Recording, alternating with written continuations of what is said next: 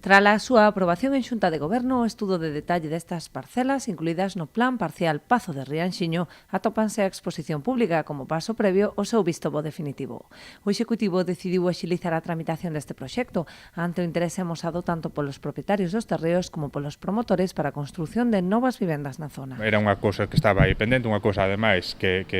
os interesados, os promotores os promotores e propietarios destes terreos nos viñan demandando, darlle prioridade a este tipo de cuestións porque, en definitiva, hai un interés, ou pode haber un interés en que esas parcelas que están desocupadas teñen un desenvolvemento urbanístico. Era perceptible,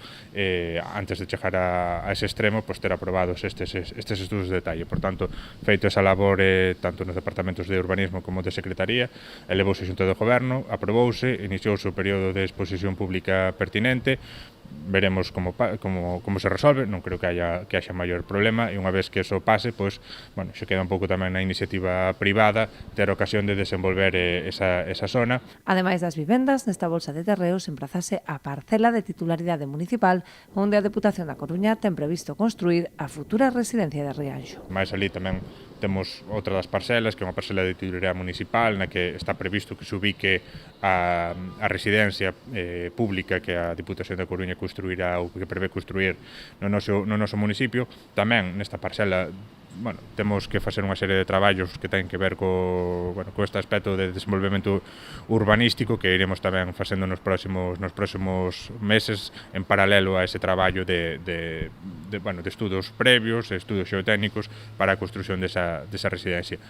Si todo fora ben e se esa demanda se acabara materializando en futuras construcións, estaríamos falando dunha zona totalmente actualizada, totalmente modificada como a conocemos hoxe en día, con unha serie de construcións, con unha zona de zonas verdes para uso público, que sería para o disfrute de todos, e que sería unha boa noticia, posto que esas vivendas ou ese desenvolvemento urbanístico tamén suporía, de ser o caso, máis xente, máis posibles veciños, que ao final tamén é o que nos interesa, dado que tamén levamos moito tempo arrastrando esa dinámica negativa de perda de poboación.